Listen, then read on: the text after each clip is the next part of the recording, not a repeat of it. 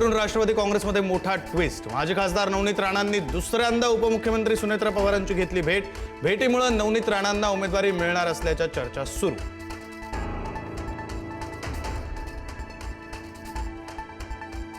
शनिवारी राज्यामध्ये आनंदगणांची आनंद वार्ता। सिंधुदुर्ग जिल्ह्यामध्ये मान्सूनचा प्रवेश। मुंबई पुण्यात मान्सूनची शक्यता। 8 जूनला विदर्भातील 5 जिल्ह्यांमध्ये पावसाचा ऑरेंज अलर्ट।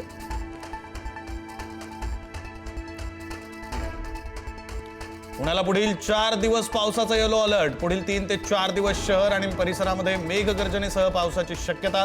पुणे हवामान खात्याचा अंदाज। उकाड्यानं हैराण झालेल्या पुणेकरांना दिलासा मिळणार।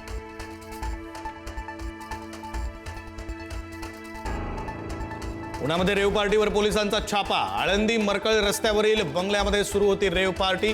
पार्टीमध्ये 150 तरुण तरुणी असल्याची माहिती। 23 जणांनी अंमली पदार्थ सेवन केल्याचं उघड।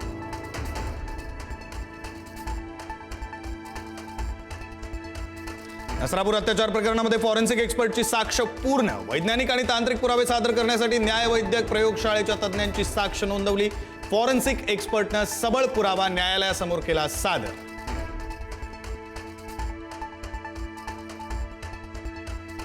मुंबईमध्ये लाईव्ह कॉन्सर्ट दरम्यान एकाचा मृत्यू। NSCI Worli dome live music कार्यक्रमातील घटना। अतिमद्य प्राशनामुळे मृत्यू झाल्याचं समोर।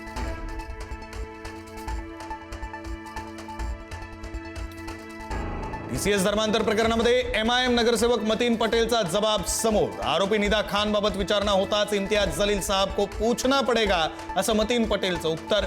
माजी खासदार इम्तियाज जलील यांनाही चौकशीसाठी समन्स बजावलं जाण्याची शक्यता।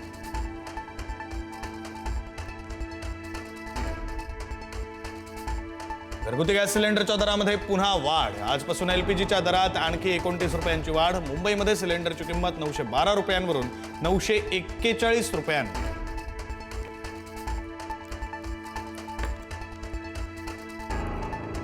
तुकाराम मुंडेंचा दणका। आता वडापाव व्यावसायिकांची खैर नाही। वडापाव विक्रेत्यांना वर्तमानपत्र वापरण्यास सक्त मनाई। अन्नपदार्थांसाठी वर्तमानपत्र वापरल्यास होणार कडक कारवाई।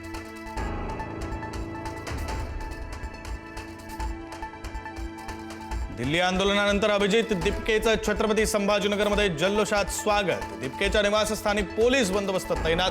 केंद्रीय शिक्षण मंत्री राजीनामा देईपर्यंत मागे हटणार नाही, दिपकेचा इशारा।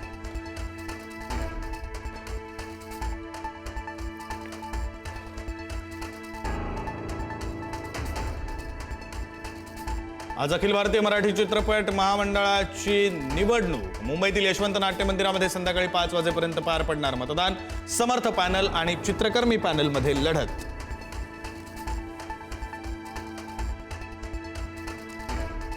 केंद्र सरकारचा वाहन चालकांना दिलासा। पेट्रोलपेक्षा 20 रुपये स्वस्त इंधन सरकारी पेट्रोल पंपांवर उपलब्ध। फ्लेक्स फ्युएल वाहनांना स्वस्त इंधनाचा फायदा होणार। पर्यावरणासाठी E85 इंधन फायदेशीर।